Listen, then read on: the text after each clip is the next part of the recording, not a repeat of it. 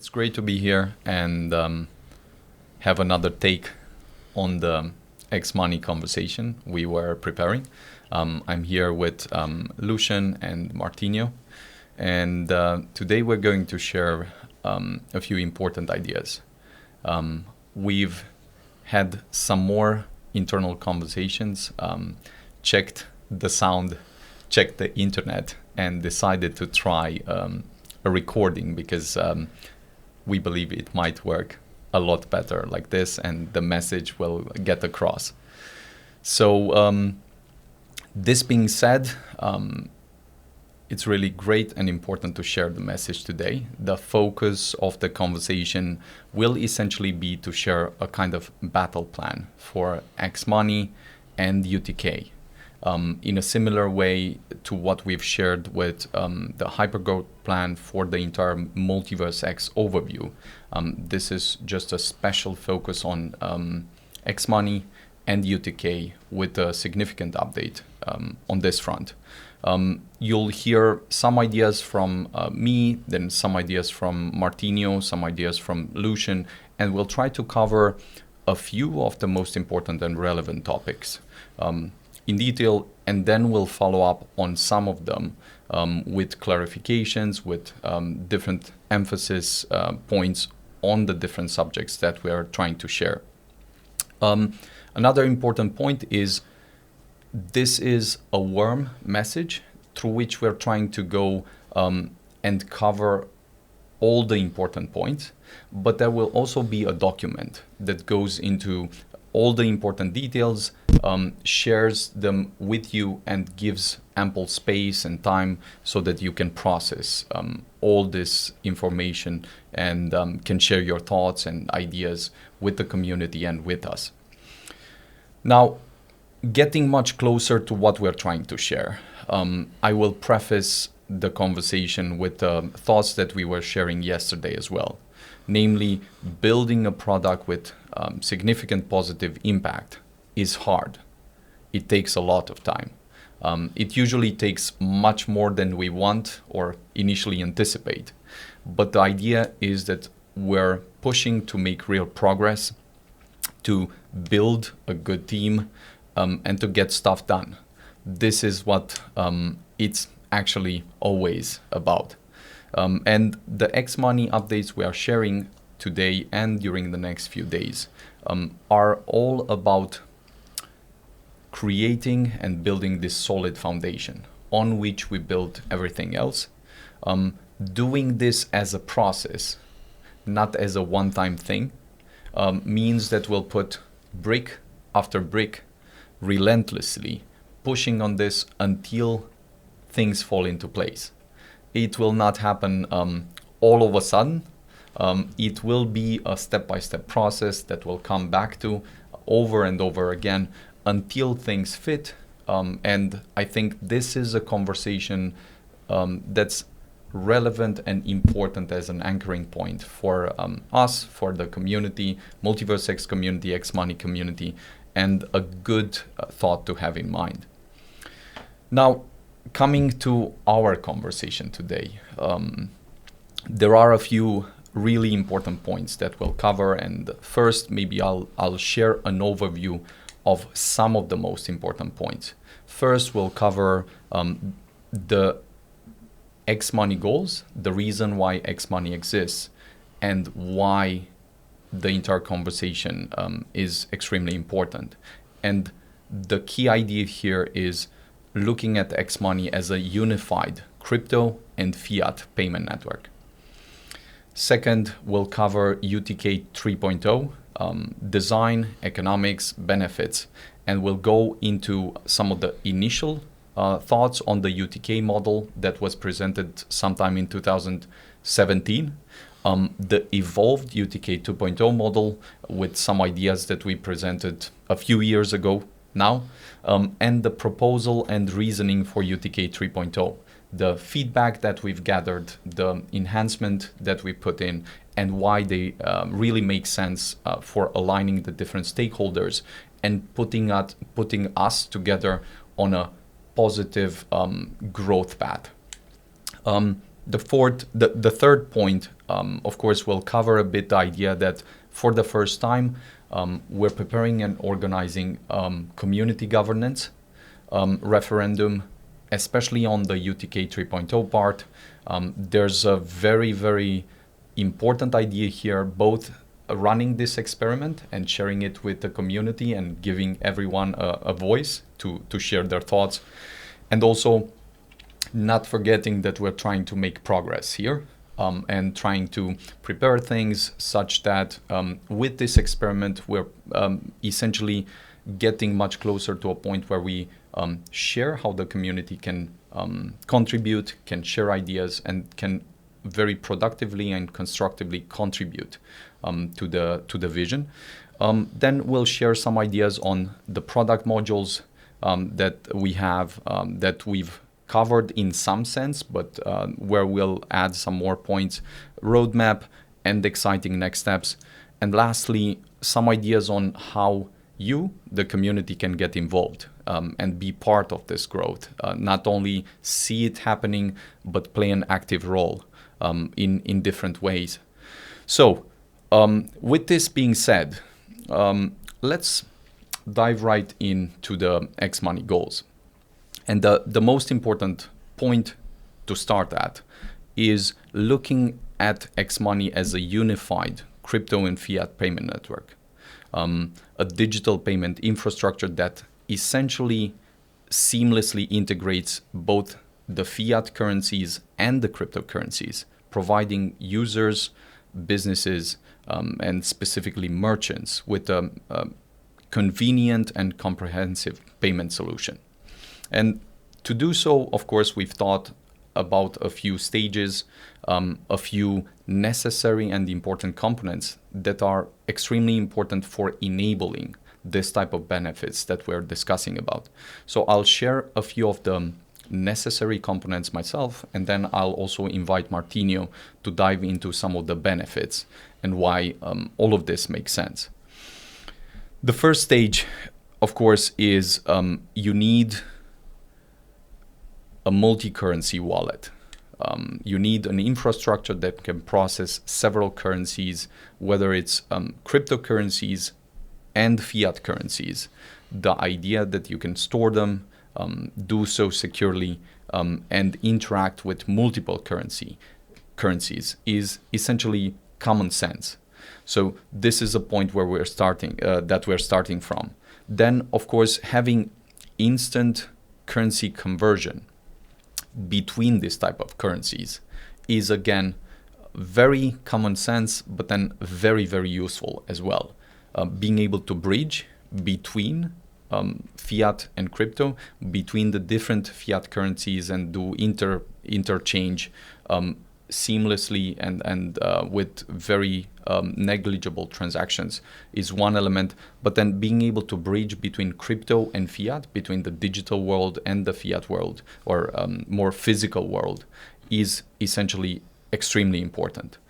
Now, having a user-friendly interface on top of all this, whether it's web, whether it's any type of interface where the user can make the payments, interact with the currencies, understand what he has, that it's all secure, and making this type of sending, receiving, and conversion as seamless as possible and as accessible as possible without technical expertise is extremely, extremely important. And this is what essentially enlarges the target market and users that we can serve and essentially bring on top of this platform. Then merchant integrations is just a derivation of this idea. Of course, if you have a payment solution and you're offering these benefits, having a user interface is key and essential. But then having the merchants is the other part of the key, where users, of course, will not just come to sit with their money in their wallets. They want to have an option to interact with the merchants, to interact with their day-to-day activities, through these interfaces in order to solve whatever they want to solve, make payments, buy different things, and make sure that in the process they still have the benefits of performance, negligible cost, and all of that. Now, there's one thing that seems even more common sense than everything I have mentioned up until this point, which is security and privacy. We sort of take it as a given that security and privacy should be embedded at the core of any such network. But it's not like that. It doesn't seem that we share this with this idea with some of the largest payment processors in the world, whether it's PayPal or some of the other payment processors.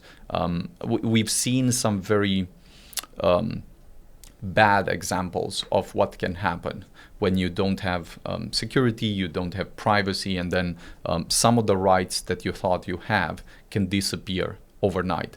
So embedding this, making sure that we have end-to-end encryption algorithms, making sure that we have multi-factor authentication, making sure that this is built on decentralized technologies that are secure and there are private transactions. All of this just puts this network in a very, very special position to leverage some of the modules that we have built for a very long time now.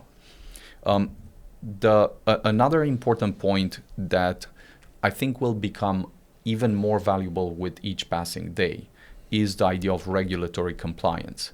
Because if we would live in a vacuum where we're just in the digital world, no one has a house, no one has bills to pay, no one wants to interact with the physical world, then this, let's say, utopia of not interacting with the physical world might seem interesting and fun, but in the real world, in a real life, you need to coherently address and proactively interact with regulatory compliance.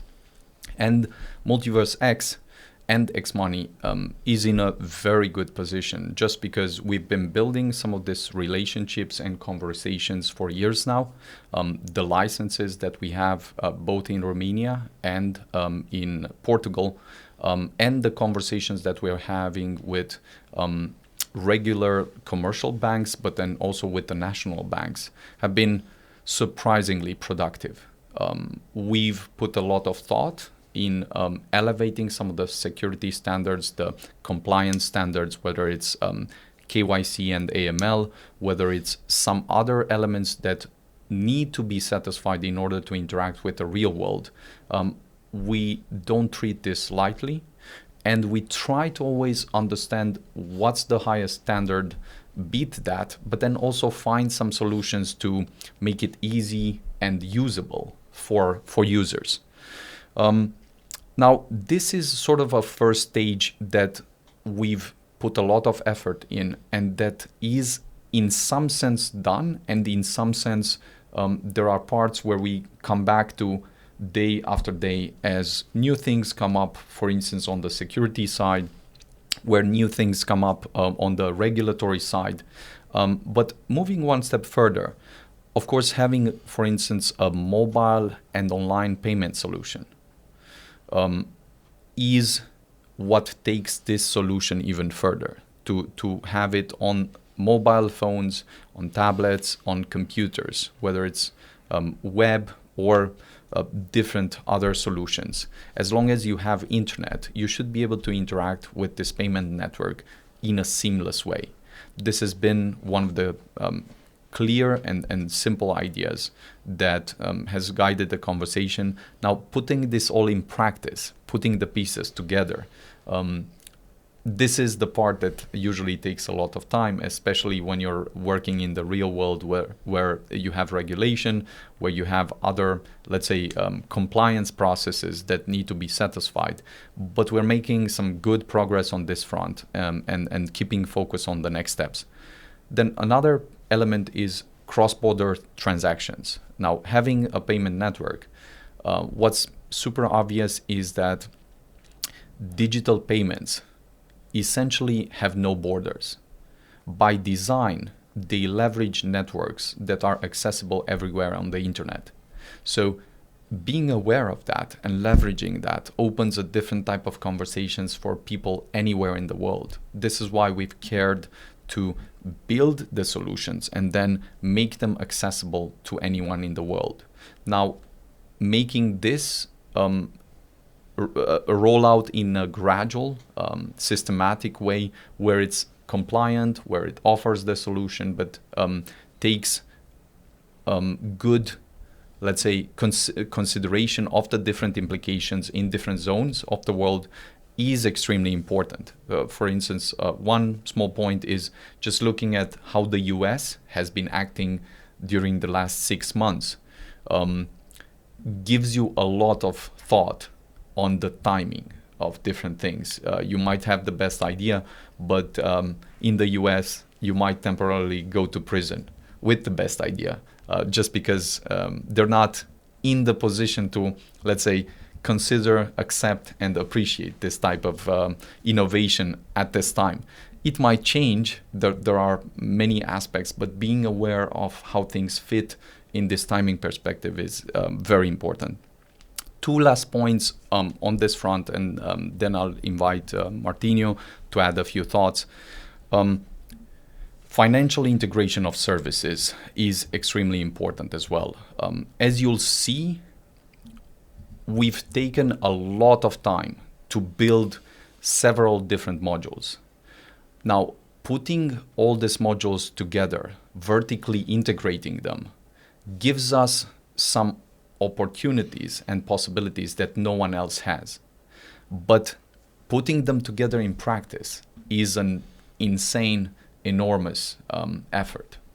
And this has been the discussion that we've tried to share with the hypergrowth thesis, the blockchain as a truth machine thesis, where we've shared this vision and then we've shared some path that takes into account several different modules with their timelines and shows how they converge, how they come together, and what they enable by coming together. And I think the idea of using the network, the blockchain network that we've built, and then creating these interfaces on top of the blockchain network and focusing on enabling payments and money services, whether it's just fiat payments and everything they entail, or digital crypto payments and everything they entail, with invoices, with payments accessible across the web, and different other services that we're going to enable. This type of financial integration of services will be a core conversation in everything that we're trying to do. Last point is, of course, you cannot build a network without caring about scalability and interoperability. We're not trying to build something small and then keep it small. We're essentially designing something that can scale, that can interact and integrate different other services and interoperate with them. Now, there are several important ideas of what this unified crypto and payment network gives rise to. And here I'll invite Martinho to add a few thoughts and share his ideas. Yeah, so mostly when we describe, as Benny was saying, all of these building blocks, one of the things that is key to consider is that you cannot at one point say security is done, we no longer need to work on that. So these are building blocks that always need constant work, especially when it comes to expansion. And that expansion is the key part. So the fact that we now can provide these services, so fiat and crypto, and the underlying products and companies were focused on payments, but when we consider fintech, we are considering something wider than that. So it's a lot more than just payments, especially when we look into the crypto area. There's a large side about on-ramp, there's other services as well, and that's what you have already been able to see when it came to the hypergrowth roadmap, including the area of xMoney. So this area, where it comes to interoperability, when it comes to integrations, it's all about building on top of those blocks. So one of the key areas where we always need constant work is on the seamless integrations. So it's on looking towards the different areas of plugins, APIs, and making it easier constantly on how to increase adoption of these type of services in an easy, seamless way. And that requires constant work, namely with external partners, because some of these are other types of companies where we want to integrate more with, but it's an area of constant work. The other one, as I mentioned, is obviously security. There's always new things happening, new ways of protecting users, and that also requires a lot of constant work. Then a whole area of accessibility, which is also connected with integrations, but it goes beyond that. So enabling areas where it's possible to get access to crypto and fiat in a unified network. Another area that we don't want ever to underscore is transaction costs and speed. So obviously there's different chains have different restrictions, but also they are improving, and though not all of them are like MultiversX, there's ways that we have to increase the confidence on transactions, reduce the speed on the transactions, and look towards reducing some of the costs that are charged into the buyers. So that's a constant area as well.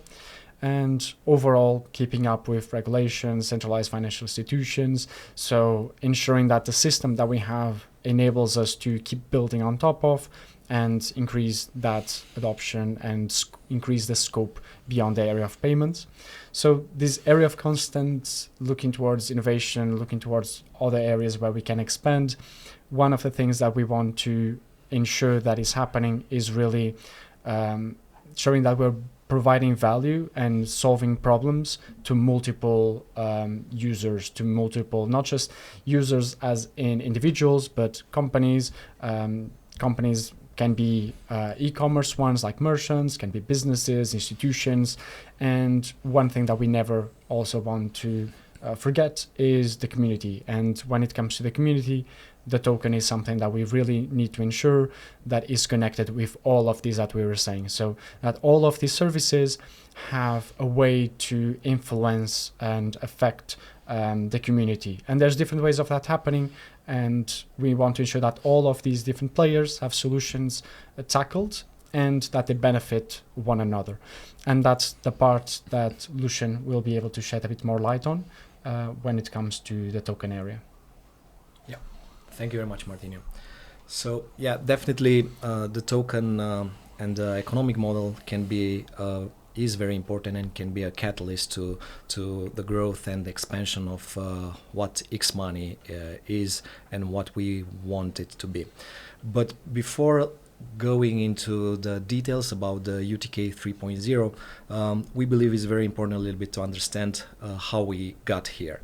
So basically a little bit of, let's say, history of regarding the UTK token we believe is important, because on one hand we had, let's say, the initial UTrust community.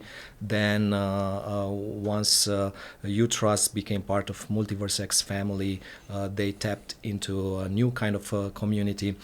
Might be people that are new to everything that xMoney is, what UTrust was, and what MultiversX is and will be. So definitely a little bit of context here might be really, really helpful to understand how we got here and why we are coming now with this, let's say, new proposal regarding the UTK token and the economic model. So first, let's start with how UTK was born. Basically, UTK was introduced in 2017 as an ERC20 token, so was on Ethereum blockchain with a predetermined maximum supply of 1 billion UTK. And as was stated at that time in the white paper and was made available publicly, influenced by the community feedback and because of the market condition at that time, during the ICO, the team of that time made the decision to remove 500 million UTK and burn them and remove them from circulation. And this is how we end up with the, let's say, initial maximum supply of 500 million UTK as ERC20 on Ethereum blockchain. Now, In early 2022, UTrust, the company behind the UTK-powered UTrust platform, the, let's say, B2B merchant platform, was acquired by Elrond at that time, now known as MultiversX. Following this acquisition, the UTrust, as I said, became part of the MultiversX family, and UTK token was also deployed on MultiversX blockchain as an ESDT token. This is, let's say, more or less, simplifying a little bit things, the equivalent of ERC20 on Ethereum. And by doing that, the UTK continue to coexist as the original ERC20 token on Ethereum, but also on the MultiversX blockchain. And this dual presence is possible via the MultiversX bridge. This transition of the UTK token on the MultiversX blockchain, of course, was done having in mind bringing some advantages to the UTK token, and the most obvious one is faster transaction confirmations, lower fees. As you probably know, if you are in this space, at some points in time when there is a lot of demand, Ethereum fees can go really, really high in like hundreds of dollars or less. On the other hand, being on MultiversX blockchain, enabled UTK to be available on some of the DEXs built on MultiversX, like xExchange. We were able to list their UTK on the xExchange to provide staking options, a so-called program meta bonding, and of course, maybe one of the most important part is the integration into xPortal app. That is a non-custodial wallet used by over 1 million users. That, as was mentioned before, a multi-currency wallet is a very important part of fulfilling the vision of xMoney, and of course bridging the gap between fiat and crypto. Now, in light of this, let's say, making UTK available on MultiversX, the teams of UTrust and MultiversX came to a consensus in around February 2022 to introduce a new, fresh tokenomics model for UTK that we called UTK 2.0. And its core objective was to basically facilitate the evolution and expansion of the UTrust platform at that time by incorporating some new features and services, as was proposed cashback and staking, for example, that was not possible with, let's say, the original economic model. Now, moving forward in March 2022, MultiversX, as I said, formerly known as Elrond, further announced the acquisition of TwistPay. This is a company that is actually an e-money institution in Romania, and also a fiat payment provider. So basically their business model is pretty similar with what UTrust was doing, but on the fiat side. Now, with these two combined acquisitions of UTrust and TwistPay, MultiversX basically is now able to support both fiat and cryptocurrency payments. And this development actually led to announcement in November, so after around 6 months, more or less, I think in Paris during the X-Day conference, we announced, let's say, xMoney, that basically it's converging and bringing together UTrust and TwistPay, and this is how, let's say, xMoney was announced, like a consolidated crypto fiat payment network. Now, in alignment with the new, let's say, the existing and new goals of what xMoney is, we believe a new updated, let's say, tokenomics for UTK is needed. That's why I think 4 or 5 weeks ago we made this proposal, and now we are coming basically with almost the same, let's say, proposal regarding the token metrics, with a few slight changes that I'll cover in a few minutes.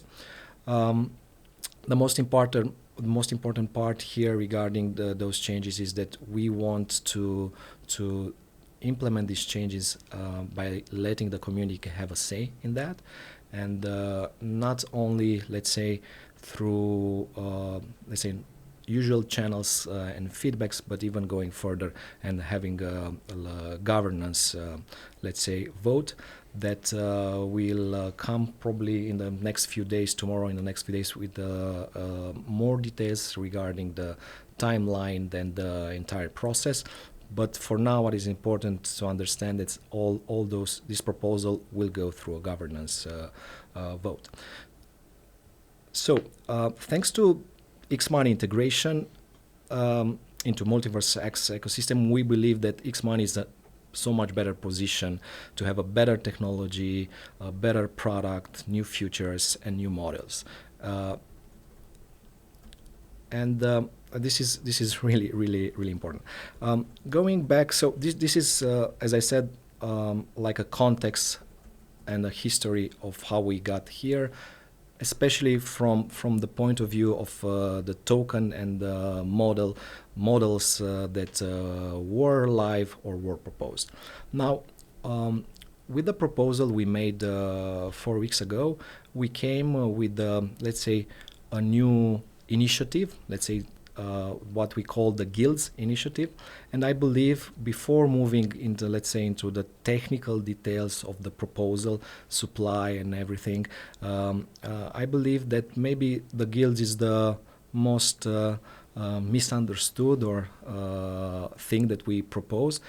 And on one hand, and on the other hand, one with the biggest potential for this. So I would really like to tell you a little bit more about why we believe Guilds is an important catalyst for the growth and an important part of the token and economic model that can be very easily dismissed or misunderstood as just, let's say, I don't know, buzzword, or I don't know, a concept that it's just there to I don't know, for something else. So first of all, let's see, Guilds have something very important in this concept, and is pretty similar with what staking is. But actually, although there are some similarities, there is also something that makes the Guilds very unique. And in order to understand Guilds, maybe I'll need a little bit to go to say a little bit more about the proof of stake protocols, as funny enough as MultiversX really is. And basically, in a proof of stake blockchain, as I hope most of you know, the network security and transaction validation is done through validators that engage with the system by staking their tokens. Of course, there is also the so-called delegation part, if you are familiar, where users basically can delegate to those validators their token by locking them or pledging them there, and this way the validator can actually interact with the blockchain and secure the blockchain. And for a proof of stake blockchain, the staking is really important. Is not just like locking some tokens in order just to get some kind of rewards in terms of fees or by discovering new tokens. It's actually a way to secure the network from a technical point of view and also from an economical point of view. Now, in our Guild initiative, we thought to incorporate and augment actually this concept, and enhancing the significance of and the utility of the token, and go even more beyond just merely staking those tokens. This is where is the resemblance with the let's say proof of stake blockchain. For example, with the Guild initiative, you'll be able to create. Anyone will be able to create a Guild pool. That would be let's say the equivalent of a staking pool. Also, and by doing that, the initiator will become something we call the Guild master. That is pretty similar with the validator concept on the staking part. And by providing and locking, let's say, an initial minimum amount of UTK, this will be the first step to be eligible to become, let's say, an active guild. And I'm saying that because there will be at the beginning a limited number of guilds. There will be active, and of course we'll come with more details once we get a little bit closer on that. Going a little bit further with the similarities with the proof-of-stake blockchain, any users will be able to pledge or stake their UTK token to one or more guilds. That is the equivalent of delegating to one validator or more validators on the MultiversX blockchain or other proof-of-stake blockchains. Now, while the standard, definitely there will be some rewards for doing that, and there will be some, let's say, standard APR for doing that. There will be basically a little bit different tiers based on how long you stake and stuff like that. So although the beginning, let's say, guilds will be pretty similar in the sense that the standard APR will be the same, no matter what guild you're choosing, certain distinctions will exist, and this is where actually guilds start to become really, really interesting, and that's why I want to mention this part. So, as I said, despite their initial similarities, we anticipate that over time this guild concept and guilds themselves will begin to diverge in their offerings, and the process of selecting a guild basically will become really, really crucial. And this is true because of the ability of each guild master to elevate their guild by offering additional benefits beyond the standard ones. That's, as I mentioned, the APR part or the staking rewards. There will be also the cashback part that I'll mention a little bit later.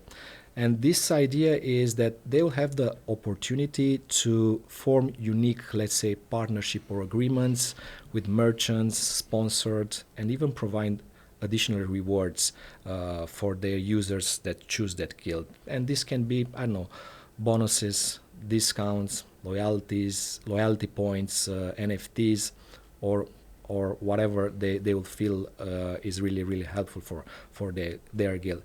So this means that the potential of the guild is limited only by, let's say, guild master creativity, negotiation skills, and their ability to promote the guild and attract more users. So we believe this is really, really powerful, and we are actually not stopping only letting the guild master doing that. We believe that creating and building some tools to help the guild master actually implement those things will facilitate these things, and I guess even others will start to develop tools to manage a guild, to, I don't know, integrate with the specific merchant, to initiate a specific campaign and stuff like that. And this we believe this is really, really important. And as I said at the beginning, this is where makes guilds so much more than just staking pool or just putting your UTK somewhere without ever thinking more on what else can be there. So this means that guilds actually become like a bridge or conduits connecting shoppers and merchants, where it's so much close to the concept of what blockchain stands for, or of one of the important things blockchain stand for, and this is the decentralization part, because every guild master will have the freedom to change things and enhance guild. On the other hand, we foresee that this emergence in the future, we foresee there will be an emergence of more specialized guilds.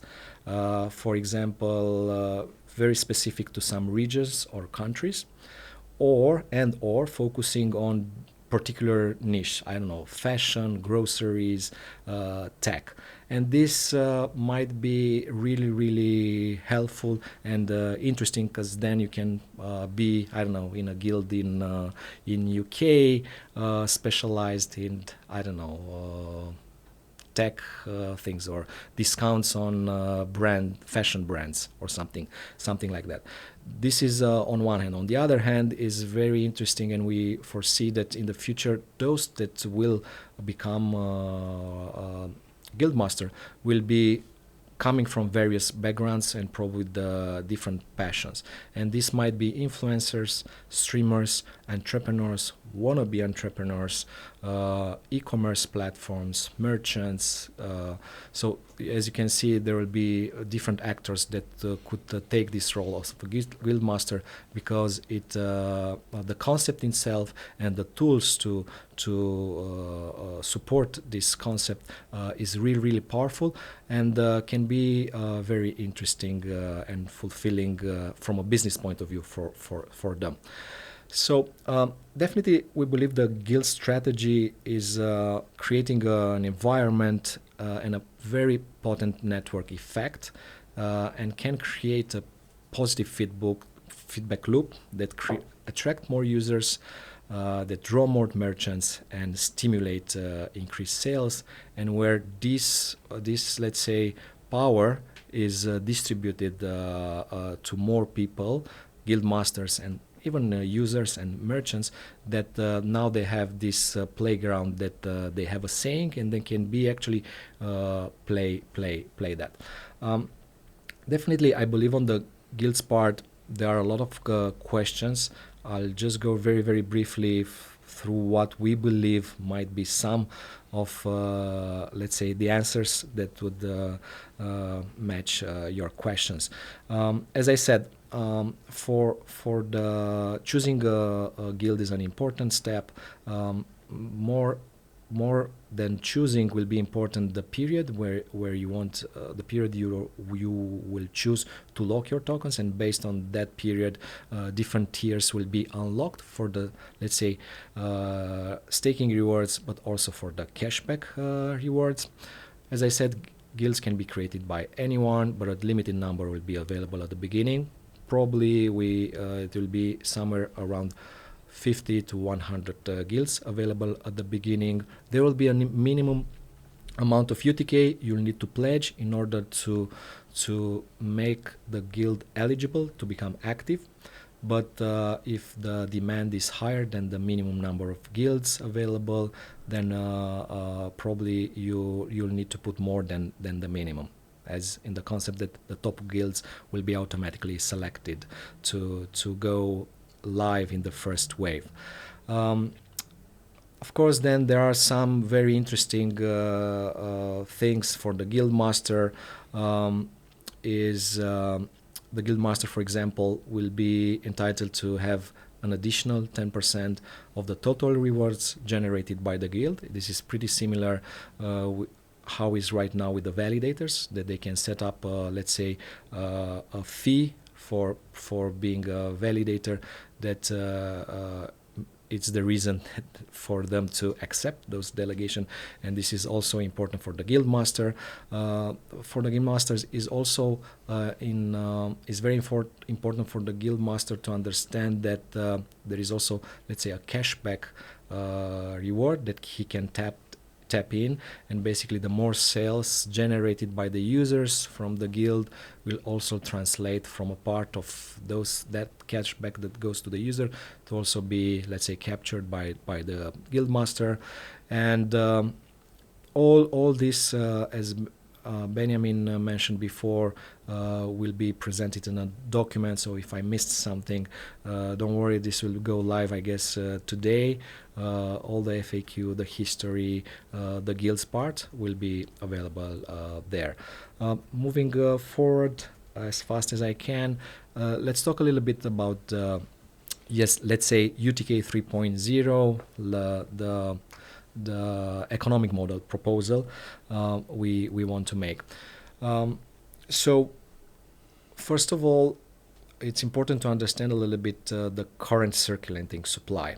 I believe we were looking at the feedback questions on Twitter, Telegram, and I believe here we need to make things as transparent and as clear as possible, having in mind the history from where we started with the initial maximum supply and where we are right now with the proposal we have. So right now the circulating supply is around 651 million UTK, and as you'll see in the document we're gonna present today, you'll be able to you'll have all the links and very easily to track how this supply, how we got to this supply. And you'll see, for example, there is a minting done for the staking rewards for the X exchange that I mentioned before, and how many UTK were used for rewards, how much is still available. Also for the meta bonding rewards, there was a minting done, and you'll have the link to the transaction, and you'll be able to check everything there, how much was minted and how much is still available, and other mints and their destination will be in the document, so that is very clear how we got to this supply. And also then there are three other concepts and ideas. There is a pool for the rewards and cashback, so basically for the staking and the cashback rewards that we are proposing, that is 225 million UTK. And then there is the growth and reserve pool, somewhere around 123 million UTK. And basically summing up all the current circulating supply, the rewards, cashback pool, and the growth and reserve pool, we are actually getting to a maximum supply of 1 billion UTK. As I said, a little bit change from the initial proposal we made a few weeks ago. We wanted to make it the number more round and easy to remember.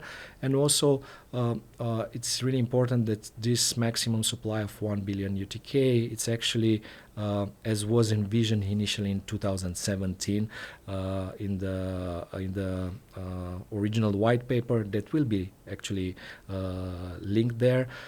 So basically, oversimplifying things, we are saying let's go back in the sense of the supply, of the maximum supply, with the original vision. But of course there is more than that, and that's why we are not just talking about UTK in hard numbers. This is part of a process of how we evolved. As I mentioned, UTrust, TwistPay, the merger of those two, the xMoney, and everything else we are discussing today. Maybe I'll let Martinho cover a little bit the incentives, alignment, growth part regarding, of course, the UTK and the economic model we are proposing today. Sure, thank you. So I'll try to go very straight to the point. Most of these concepts have been talked about by Lucian, but I will separate them by the different types of users that intervene when it comes to our overall community. So when you consider token holders, we can consider that there's would be a very active type, and this active type would be the guild masters. So when we consider the guild masters, they will be able to have incentives to bring more users to stake. So basically they are incentivized to get users to stake because they get a percentage of the cashbacks, and they are incentivized as well to increase the number of payments because they get a percentage of the cashbacks. So the guild masters take a very active role when it comes to a token holder. So they will hold tokens, they will be getting as well the staking tokens, but they are going to be having a direct benefit of increasing the adoption overall of all the services of xMoney. And this part is very important because it's no longer just crypto payments supported by what was the product of UTrust, but throughout all these different products that we have, they'll be getting direct benefits. So this is a very active role as in a token holder. All token holders, however, even if they just want to hold tokens and not do anything and not engage necessarily, they will be getting up to 15% APY. And I want to highlight this number because along with some other things like the governance, this has been changes after the feedback from the community. So we've listened to the community, we've been reading all the comments, discussing that. And so this APY change, which is quite a significant increase from the proposal that we were discussing last time, the governance, which Benny will shed a bit more light on, and a few other topics have been changes already from that proposal. And we want to ensure that the community keeps having an active voice, keeps participating. And that's also why all these different mechanisms, there are benefits like for the guild masters to increase the adoption and etc. So users would be able to get up to 15% APY, so token holders at stake, and cashbacks will go up to 8% for all purchases made on the xMoney services, or also with the X card, which is something that on the last discussion we didn't make quite clear, and we were considering the X card separately. That's no longer the case. So when it comes to holding, we have these two types of users. When we consider buyers as well, we want to convert all our buyers to become token holders. That's not quite the case currently. There's not a direct benefit for our buyers to actually hold UTKs, other than the holding of UTKs. So providing cashbacks, which is something that hasn't been implemented until now, up to 8% gives a direct benefit of recurrent buyers to be converted. And giving a bit more light on this one as well, very often we have recurrent buyers when it comes to the xMoney products that actually use other currencies. They use Bitcoin, they use Ethereum. So they're coming from other communities and they are not within the MultiversX space. So converting these will also have direct benefits. And so giving direct benefits for buyers to hold tokens because they would be able to get cashbacks is another part which is going to go into this sort of loop, because then the guild masters are going to gain more. They will be able to be interested in the guild because they will be able to get benefits from that as well. Another critical area are the businesses. And so when it comes to the businesses, there's multiple different things.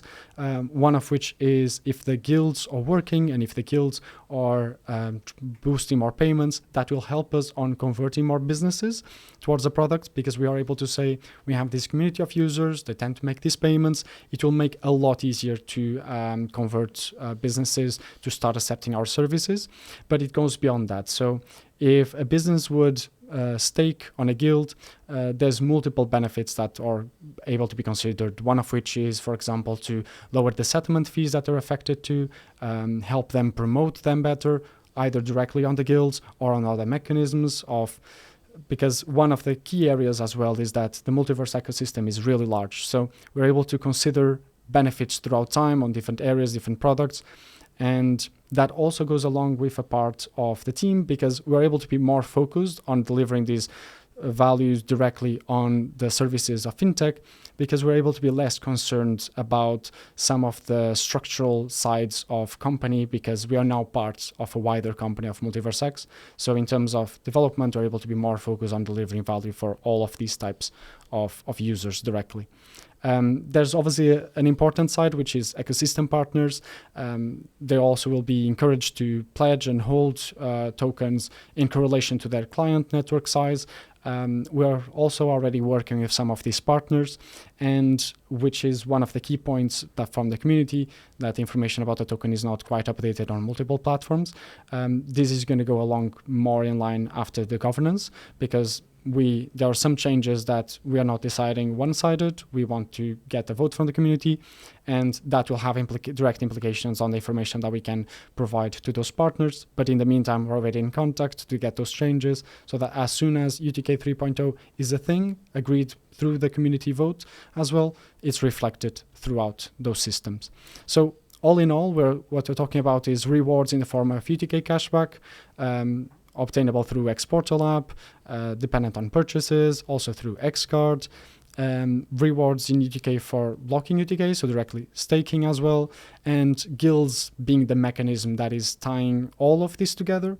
And there's even things that guild masters will be able to experiment with, whether loyalty programs or direct discounts. So we want to give more power to the community, especially those very active members that hold tokens, to have a direct impact into increasing their own capability of rewarding, but also helping us grow the business. And growing the business will have a direct implication as well on all of these other mechanisms. So there's a benefit throughout of all of this. But one of the critical parts to this is the governance vote. So I'll pass to Benny to shed a bit more light on that. If I may, just Sure. before Yep. to a little bit explain a little bit the cashback part, especially on the X card thing and the cashback in general. So any purchase made on xMoney network will be eligible for a cashback in UTK. And any purchase done through the X card, no matter where, so it can be outside the xMoney network, can be online, offline, will be eligible for cashback, and the users will be able to choose the cashback to be in UTK or Eagle for now. And of course, we might consider maybe other options, but UTK holders using the X card will be able to get that cashback in UTK wherever they are using the card. I feel it's important to mention this. Benny, please. Sure. So what I think is useful to do, given all the new information that, of course, you receive, and you usually need time to process it, to take a look at the documents. There's a lot of ideas, a lot of numbers, and I think that the document will serve very well to distill some of these things, give you the space to process them, and then to also share ideas. So maybe before going directly to the governance part, it's worth just summarizing a few of the most important points for each of the ideas.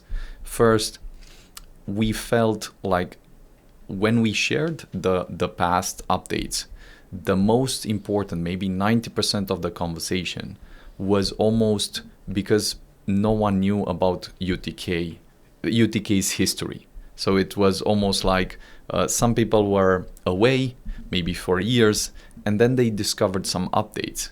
But they discovered updates about things that have happened 1 year ago or 2 years ago, and they were sort of not linked, not clearly explained. And so the entire point that Lucian was mentioning was UTK does not all of a sudden appear right now. It has started in 2017 with some ideas, with some mechanics about that were aligning the products, the growth, the different elements that were at that point envisioned. Then things changed. Supply was 1 billion, it changed to 500 million. Then after the acquisition, the different mechanisms for growth, incentives for staking, for users, and so forth, got significant boost and improvement. And then the supply changed. So UTK 2.0 had something like a 1.4 billion supply. And now with UTK 3.0, we're not only making the specific mechanisms and benefits and incentives incomparably better than UTK 1.0 or UTK 2.0, but we're also coming back to a supply to 1 billion that is not used for anything else than to incentivize the mechanisms in the ecosystem to make sure that there's growth, that the different stakeholders have an incentive to come in, to be part of the ecosystem, to bring other businesses, to process transactions, and to contribute to this ecosystem, because at the end of the day, the entire conversation is about growth. Zooming out, it's not about how do we split the different parts of the pie right now. If this is the entirety of the pie, the conversation is not so exciting. It's about how do we make this pie 10x larger, 100x larger. And this is the standpoint from which we're approaching the conversation, to set some mechanisms in place that enable this type of growth, that shares and distributes the power to the community, to the users, through the guild masters, and so forth. So this is the most important part about the, let's say, history and positioning.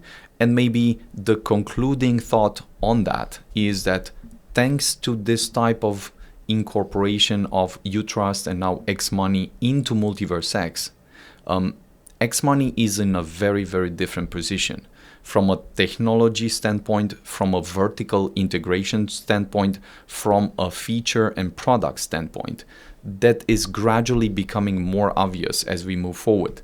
But beyond that, there's also a point of having a 100x larger community, having a 100x larger user base, investor base to be addressed and discussed with, having a 100x larger partner base and ecosystem, and 100x more businesses to be integrated and brought into the xMoney, let's say, ecosystem and set of products.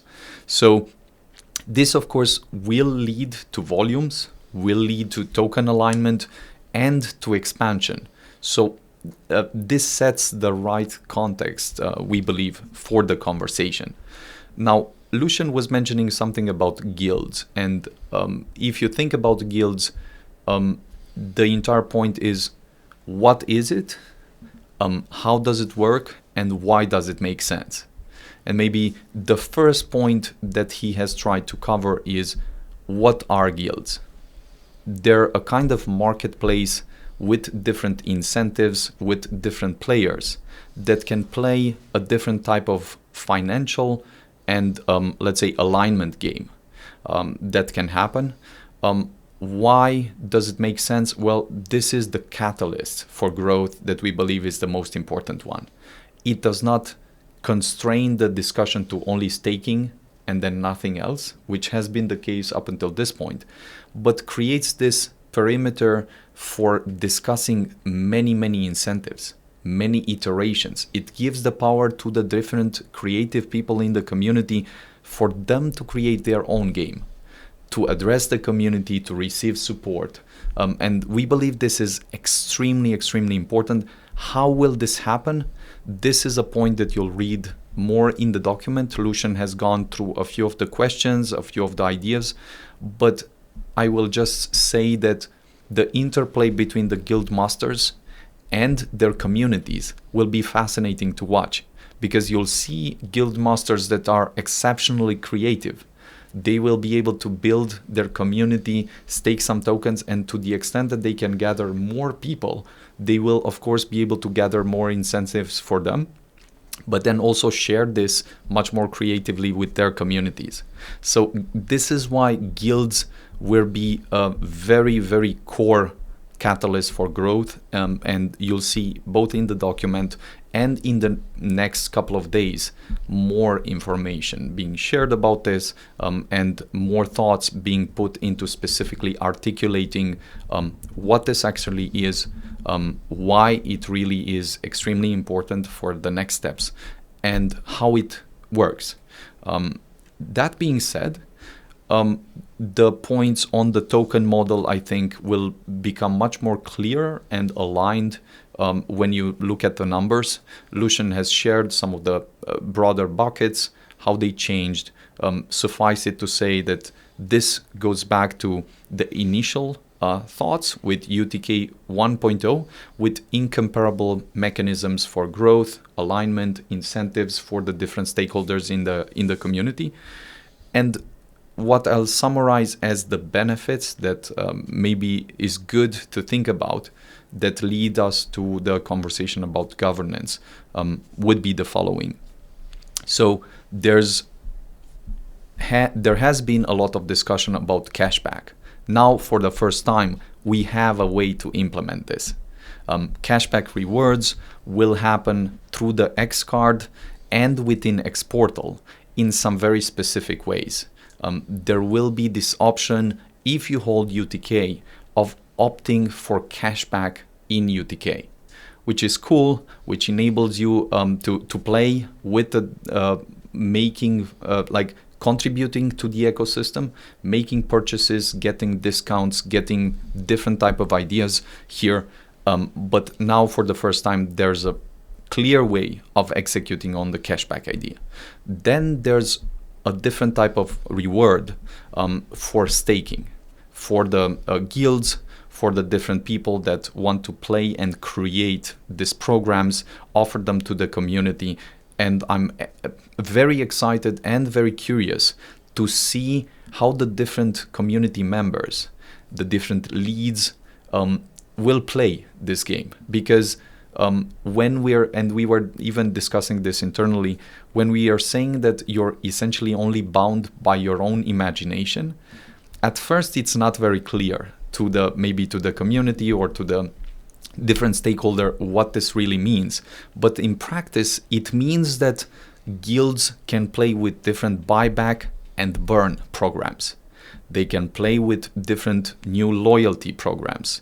They can play with a different variation of cashback programs, a different variation of discount and bonus programs. They can prey on different verticals, as Lucian was mentioning. Maybe it's tech, maybe it's fashion, maybe it's something else. Opening this kind of space for the people to play while we have some very clear and exciting incentives to guide a positive behavior that's contributing to the ecosystem is what's the fundamental idea of UTK 3.0. At the end of the day, we and the community want the same thing: growth. This is how we believe growth will be able to happen, will align the different parties involved in the ecosystem, and will enable us to make very clear, specific progress towards some clear ideas and goals. Now, the very important part is that we're not only sharing this, as Lucian was mentioning and Martinho was mentioning, we're not only sharing this and unilaterally implementing the ideas. We could do that, but we're not doing that. We intentionally choose to move beyond the idea of raw consensus. There's this idea of progressive security where most of the protocols, most of the Web3 communities and platforms take a first version of governance, which is called raw consensus, where they share some ideas, they propose them to the community in good faith. The community has different stakeholders that participate in the conversations, share ideas, share feedback, and so forth. And then a raw consensus is reached toward what's really beneficial for the platform. Now, there's a much stronger and more interesting version of this experiment, which is organizing a governance referendum on some very clear ideas that we're trying to implement and giving a voice to the community that is technically implemented. We're very excited and curious about this experiment because it's the first time that it happens within the xMoney community. And we also are very curious how the community learns the process, interacts with the process, and probably tomorrow we'll share the very specific thing on what the process looks like, what the mechanism looks like, what are the steps, how much time will there be in the proposal phase, in the voting phase, how people can participate. But I can already say that the most important part is that UTK that is already converted and bridged to MultiversX is the UTK that is eligible. Why? Well, this is very simple. It's a matter of costs that become insurmountable and extremely ineffective if we do it on several platforms. Ethereum has this downside where the costs are essentially too high. And then on the other hand, the benefits of the MultiversX ecosystem are that we do have a module for governance that we're preparing right now that will be a much ample milestone, where specifically about the xMoney ecosystem and xMoney community, there will be a governance call, a conversation, some proposals, some ideas, and it will be most likely that you will be able to vote both with the web wallet, but maybe the simplest way will be through X Portal, where you see a call, it's super simple, you can participate, you can share your vote. This all just outlines why we've taken the time, why we've mentioned that this is not a simple yes or no. do we move with this? Yes. Or do we move with this? No. And I was thinking while we were making the conversation today that when we mention about things being hard, outlining, let's say, a goal, and then difference between outlining it and putting it in practice. It's almost like saying, my goal is to go and climb Everest, Mount Everest. And then in practice doing that, most people die. Even though they train, even though they put all the efforts, things are so difficult that you need to overcome so many challenges that it takes them years to practice, years to do this. And this is just one milestone that is much clearer and much simple in complexity than what we're trying to achieve and trying to do. But I think it conveys the idea much better of what it means to put things in, let's say, aligning them as a vision, as an idea, but then also what it means to move and each and every day make some progress, get closer to that mountain that we're trying to climb. So this is the idea on the token economics side. We will share the document. You will be able to take a very close look at everything and share your ideas. We're very curious about different iterations, different creative ways to approaching things.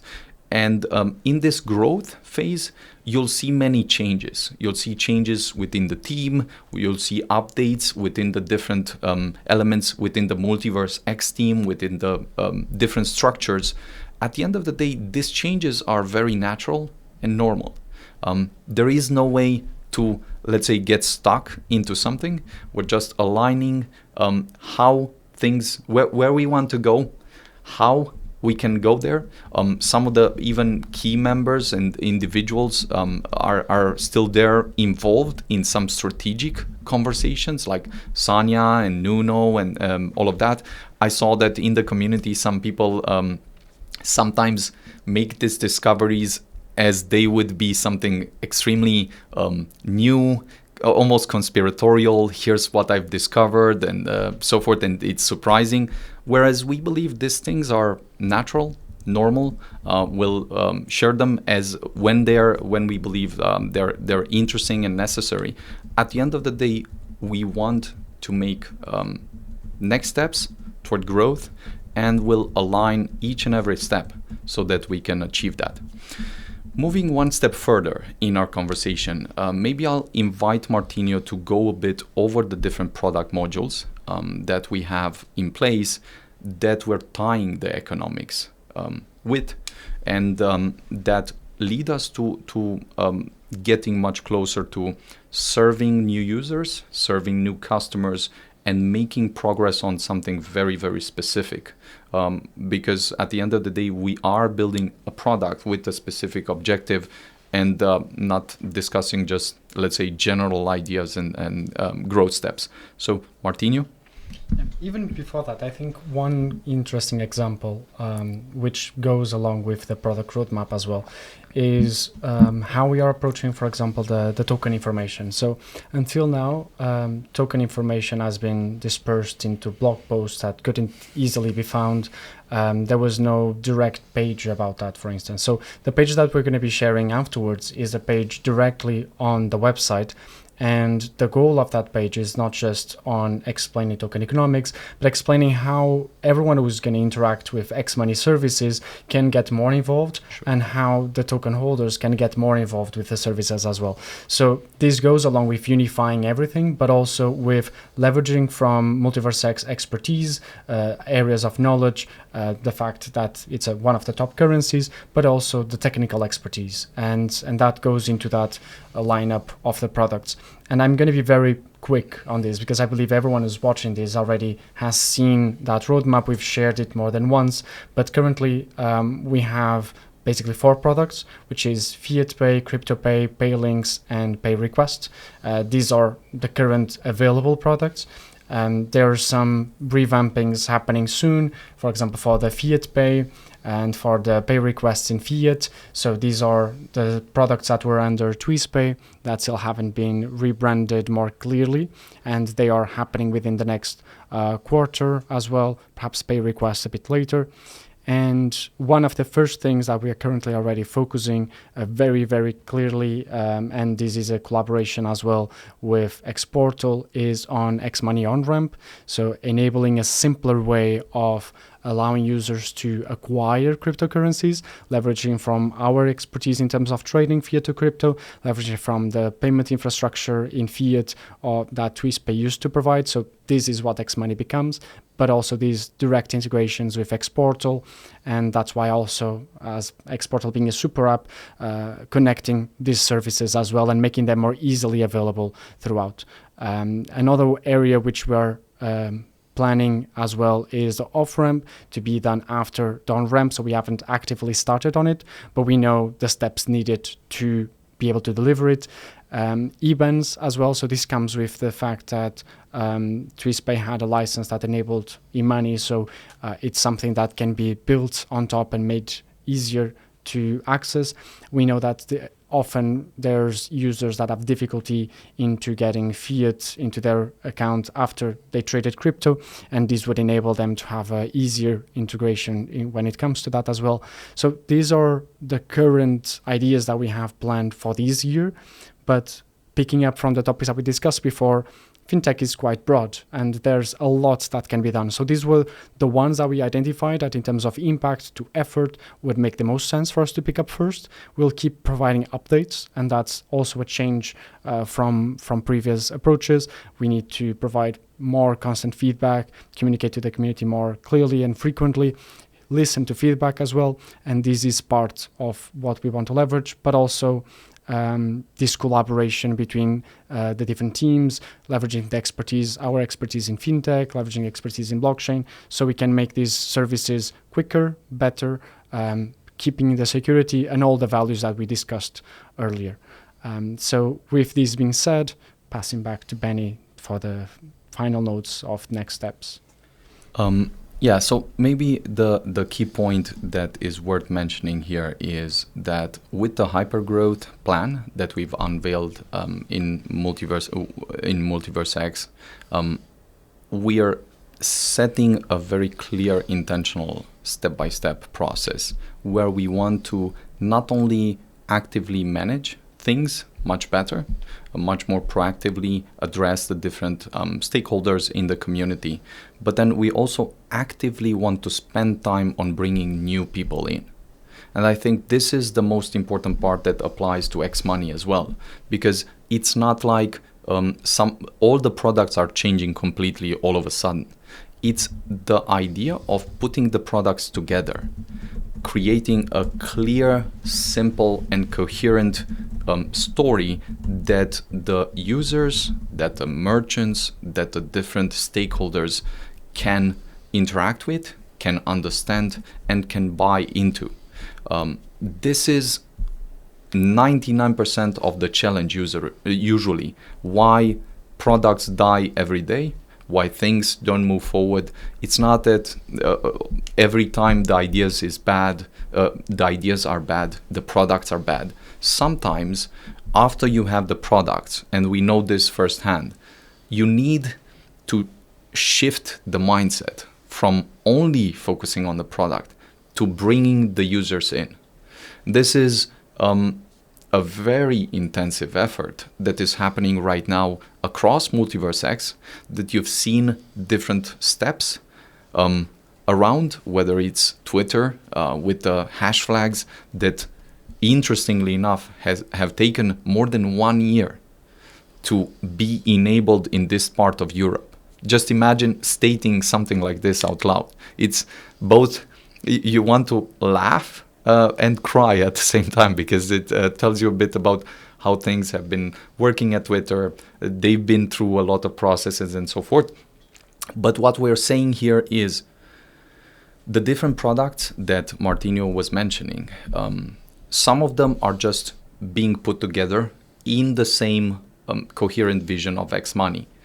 There will be cross-selling There will be upselling, bringing the entire community in, extending and expanding this community. This will be the most important step that will differentiate what we've had before separately in UTrust and TwistPay, and what we're trying to do right now. Clarifying and doing very clear alignments first, setting some new objectives, and then just bringing the people in from all over the ecosystem, and new people even from outside of the ecosystem. This is one part. And then it's worth mentioning how important something like an on-ramp is. Because I was discussing this internally with some of the team, and we were remembering that in 2020, I think, we've had the first meetup. Maybe 2020 or 2019, we've had the first meetup here in Sibiu.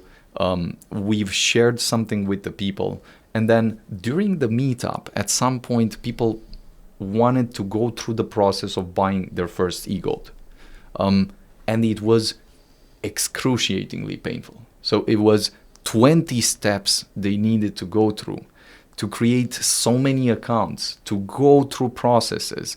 And then at that point, it became clear why most people were dying in the process. So this is why we, at that point, created Mayar. And now this has transformed into Xportal to essentially simplify this process to the very minimum that the user needs to do, so we can onboard users, give them the possibility to interact with the different applications and so forth. But even right now, the part of the on-ramp is extremely painful. Of course, some people got used to the pain, because we get used to many things in the crypto space, and it's when you share this with someone from the outside, what they describe is that it's surprising how much pain sometimes the users take in and still move forward, which signals a very deep attachment to the different things and a clear need there. But this also points out to the fact that we can do an incomparably better job with an on-ramp that is built by us, that enables the user to make simpler, immediate buys, sometimes without KYC. So suppose that you can have a kind of way of buying your first e-gold and you don't need any KYC, almost a blitz buy, or your first UTK. And there's a threshold there that enables you almost instant transactions, interaction, and so forth. Wouldn't that be cool? Of course, that would be incomparably better than what we have right now. Wouldn't it be even better to have a way of doing KYC only once, and then doing recurring buys, doing different buys whenever you need it, using this for the card, using this for the on-ramp, using this for even for instance, the launchpad? Wouldn't it be cool to have the same module done once and then used everywhere? This is why we're doing the integrations. It's not simple to tie everything together, to put the pieces together. We sometimes wish it happens overnight. We're even pushing towards stuff like that. But with some things, it takes a bit more. Still, we're very close, for instance, to the on-ramp. Once we do the on-ramp, test it out, improve it, we'll have the conversation about the different other modules. But with each new step, users will be able to get in faster, will be able to serve a much larger amount of users, get them more excited, and give them much better satisfaction and fulfillment with services that we're offering. And with this, xMoney will grow. It will serve more users, more partners, and integrate with larger businesses. Maybe the last point that we're covering is the part about switching the conversation from just, let's say, passive users, or I'm even bringing this to a bit of a concept that is being used right now. We don't want in the communities that we're cultivating and growing just NPCs, like people that are just sitting there looking at things, saying, no, this is really bad, this is uninteresting, and so forth. the world is full with this type of people, and there's space for everyone. But what we are trying to engage and actively cultivate is proactive people that take a look at these things and say, we want to get involved. We have some ideas, we have some feedback, we want to share them with you, and we want to get involved with guilds, we want to bring some businesses in. Here's some ways that we could collaborate and build toward that. Now, I'll reiterate some simple and very effective points that we've pointed out with Hypergrowth, the document, and this is important. One, come and provide feedback. Meet in the xMoney communities, whether it's Telegram, whether it's on Twitter. We've seen some remarkable threads. The MultiversX community and the xMoney community now has significantly leveled up. If I look at the last 2 months and what type of content and what type of ideas have been shared with the community, I'm very impressed and even mind blown. So I love to read this type of material and also share it with our communities, because it means people are getting the ideas and even pushing them to their limits. So do this, continue to do it, and we love to see it happening. Then make your voice heard. This is, again, the moment to rally around some of the objectives that we had, to translate them, to share them with your friends and with the community, broader MultiversX community. Spread the word and help in different ways wherever you see help being needed. Go beyond. Just share this with friends, with families, with businesses, and get their feedback. See what we're missing, come with ideas to improve stuff, and make sure that they discover what's being built and how they can interact. Even the idea of governance, what it means to propose something like this, and then to get the thoughts, the voice of the community integrated. Of course, use xPortal because it helps you translate some of this. A lot of the things may sound abstract, but whenever we take xPortal out and show to the user something that exists, not in the future, but right now, then the entire conversation changes. Look at the idea of building on top of xMoney, the different modules, using them in your businesses, integrating them, and on top of MultiversX. Just join the different community channels, whether it's the Builder Discord, get ideas, get feedback. We're working on something on this front just to make the entire journey of the different stakeholders a lot more clear, a lot more useful, and a lot more exciting. Then, of course, organize small meetups in your location, whether it's general meetups on MultiversX, and then you might want someone from the NFT side, someone from the payment side, someone from the dev side. Put some ideas on a paper, share them with us on Telegram or on Twitter, and we'll be very happy to participate, to organize, to contribute in some way, such that we spread the word and make things more specifically useful. Then lastly, of course, if you see a business that can benefit of any of the services that MultiversX offers, whether it's the payment side, whether it's development, whether it's just using the blockchain in different ways, using xPortal for payments or something else, feel free to share this with us. We're here to help and to take the technology out. There will be many other initiatives that we're going to share beyond the current update, but this update is extremely important because it puts some of the things together, zooms out, and gives a perspective both to the current community and to the new users that may come and may interact with xMoney.